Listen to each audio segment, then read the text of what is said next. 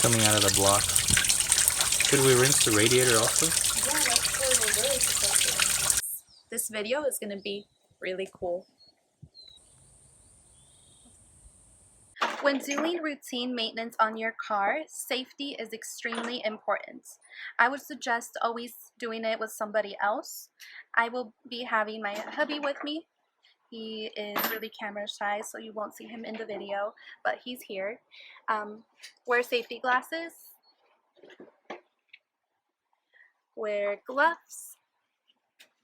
And if you don't feel comfortable doing something, don't do it. See a professional or ask somebody who feels more comfortable for help. When in doubt, chicken out. We used this small ratchet with a small extension and an 8mm socket, a longer ratchet with a 3/8 extension and a 19mm socket, and a Phillips No. 2 screwdriver.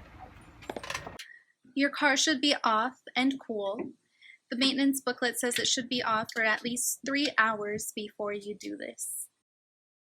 At the same time the cooling system is serviced, check all the hoses and the radiator cap.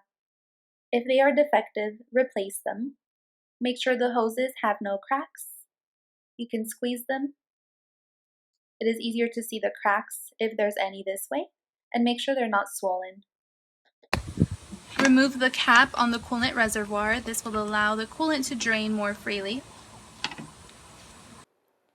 Using a screwdriver, remove the drain plug underneath the radiator. Move a large container under the radiator to catch the coolant as it is drained. Be careful that none of the coolant is splashed on your skin or in your eyes. The radiator holds about half of the coolant in the system, so you also need to drain the engine block through its coolant drain plug. It is located on the right side of the engine. We had a really difficult time finding it and also filming it. Here we are underneath the car. We used the longer ratchet and the 3/8" extension with a 19mm socket. Here's a better view from the engine block drain plug in our extra parts car. As you can see, it's located next to the motor mount. We were not expecting such a big splash, so if you drain the coolant from the engine block, make sure you have a pan that is large. I'm removing the 3 bolts that attach the reservoir with an 8mm socket and the smaller ratchet.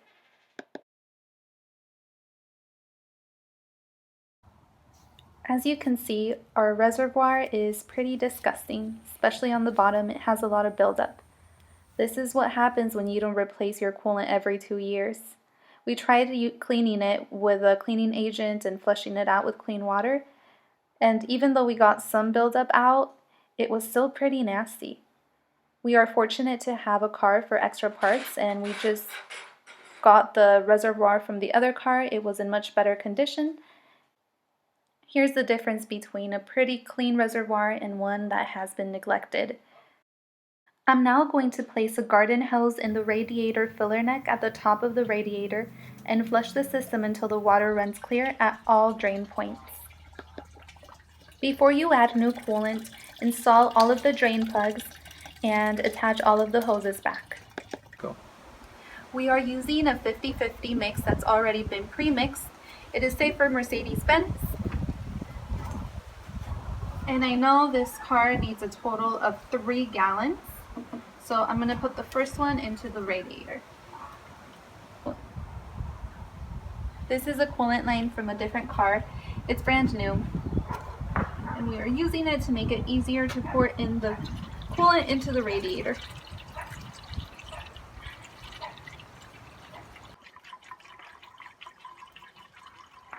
You know what? I saw a trick somewhere. If you pour it sideways, it should pour out smoother. It's a nice little hack.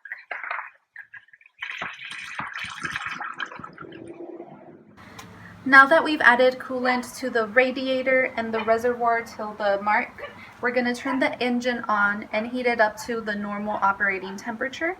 And once the engine is idling, we're going to add more to the reservoir.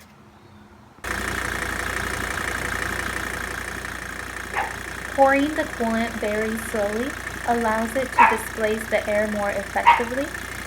You can also squeeze the upper and lower radiator hoses to burp the system.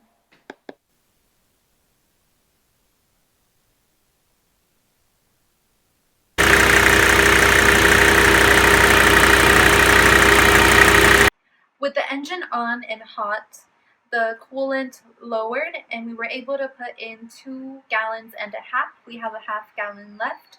Over the next couple of days, after we drive the car and it cools down, the coolant will continue to lower by letting air out. So we'll keep checking the level and adding more coolant up to the marked line. Check your car to see if you have any leaks. If you do this afterwards, tighten it as necessary, the clamps. And that is it, guys. If you made it this far, thank you so much for watching. Like and subscribe. Oh. Say hi, Oreo. This is my puppy Oreo. He's 6 months old. Sometimes he makes appearances in our videos, either by his presence or his barking in the background.